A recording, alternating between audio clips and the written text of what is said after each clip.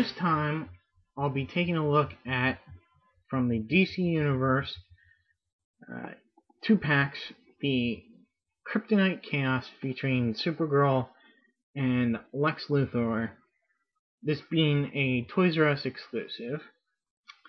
Supergirl with her bio and statistics there at the bottom, as well as Lex Luthor, who's in his battle suit.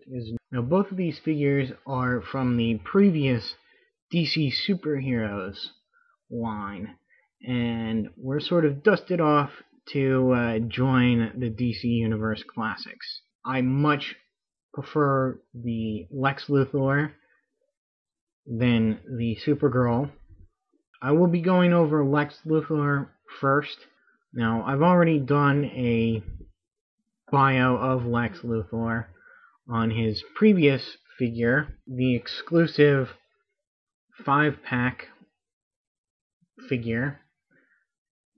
There he is. As you can tell, it's a different head sculpt.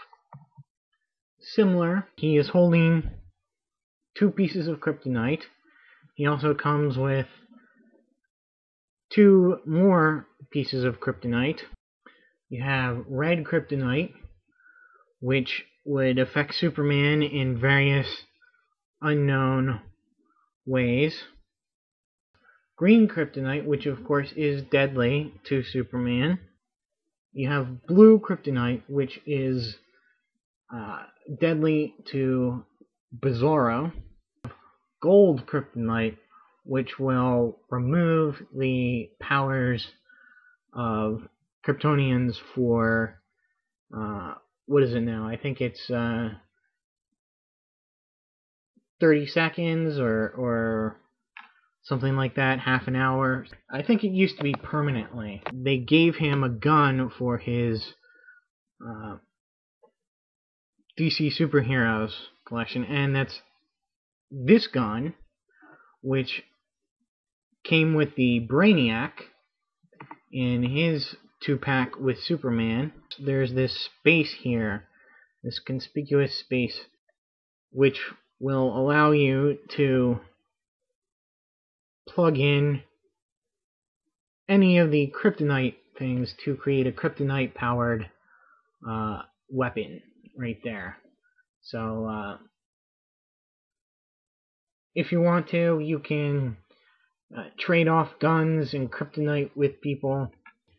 He holds the kryptonite well in both hands. Very nice detailing. You got these wires. Look on the back here. Up in here, well, not there, but the bands of armor. They're very nice.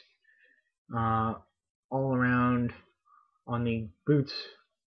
Looks like that would be a clip for the gun too, but I'm not sure. That's sort of weird to just have that random thing there. So I'm wondering what that is. For articulation, his head goes side to side, a little bit up and down, but as you can see, it wouldn't really make sense for him to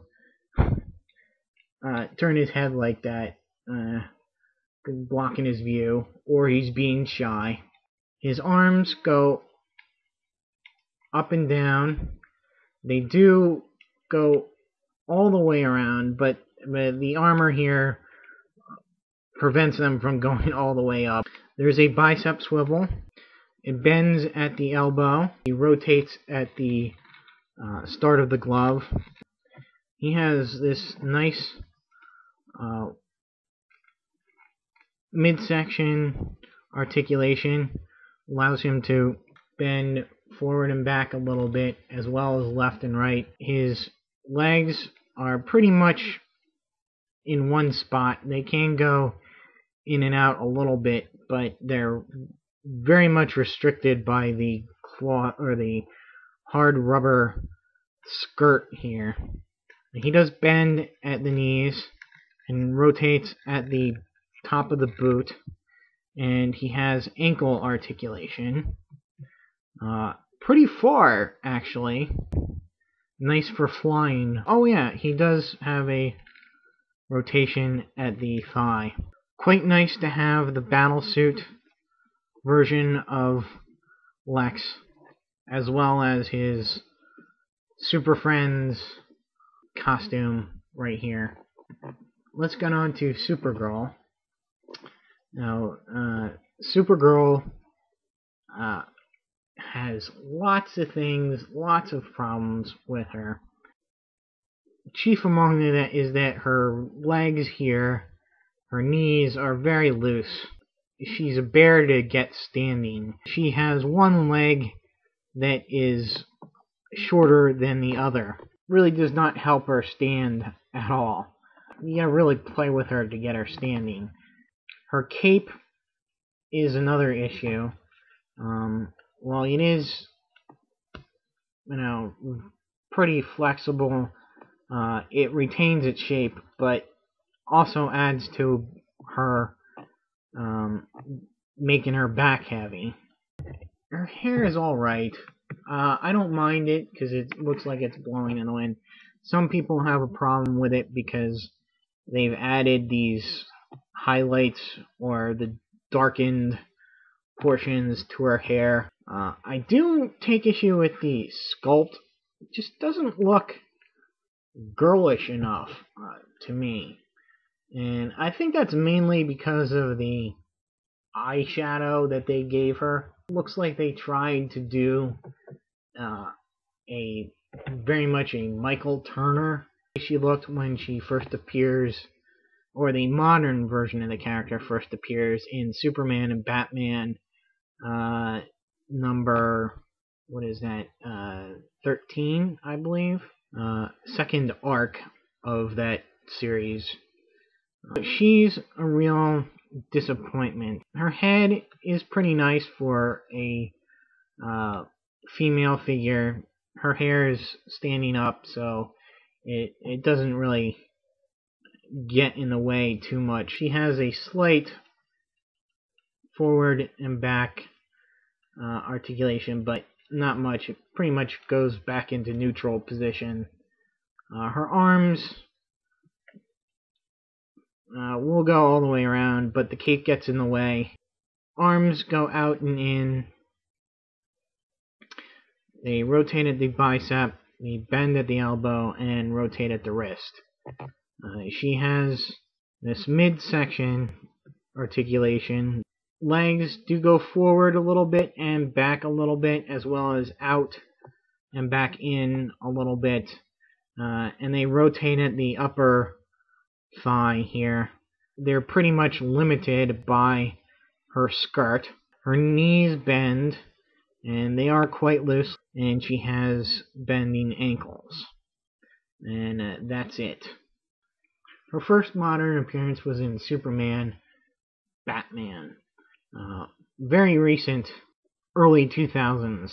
There have been several characters, the pre-crisis and post-crisis Supergirls. The pre-crisis Supergirl first appeared in Action Comics number 252, all the way back in 1959. Pretty much the same origin as Superman. She is the actual cousin of Superman. She's the one that dies during Crisis on Infinite Earths. Then there's the first modern Supergirl, which is the Matrix Supergirl, which has no relationship to Superman other than being influenced by his legacy, I guess you want to say.